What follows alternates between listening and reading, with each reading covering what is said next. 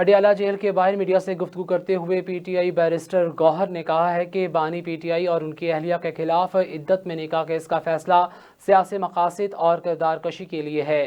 یہ کیس اون چودھری کے ایما پر بنایا گیا تھا۔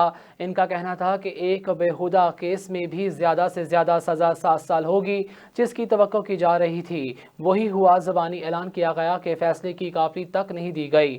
رہنما پی ٹی آئی نے کہا کہ بنیاد غیر اخلاقی قسم کے الزامات لگائے گئے ہیں۔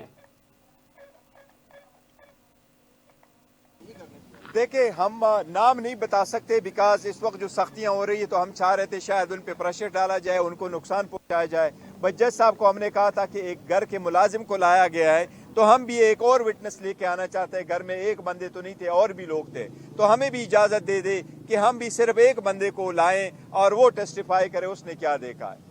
اور جج صاحب سے ہم نے یہ ریکویسٹ کی کہ اگر ان کا ملازم آ کر کے یہاں ٹیسٹیفائی کر سکتا ہے اور عدالت کو، تو آج بھی عدالت نے 3 بجے، ہم نے ان کو کہا تھا ہم 9 بجے اپنا ایویڈنس پروڈیوس کر سکے، لیکن ہمیں اپنے گواہ پیش کرنے کی اجازت نہیں دی گئی۔ This is how this trial has been completed. نہیں، دیکھو، وہ جج صاحب نے نئے نکاح کی ضرورت نہیں، تبھی اس نے کہا کہ وہ جو سیکنڈ ہوا ہے وہ نکاح ہی ہے، وہ ویلڈ ہی ہے، اور میں نے اس کو ویلڈ ہی کنسیڈر کیا، اس کی ضرورت نہیں ہے۔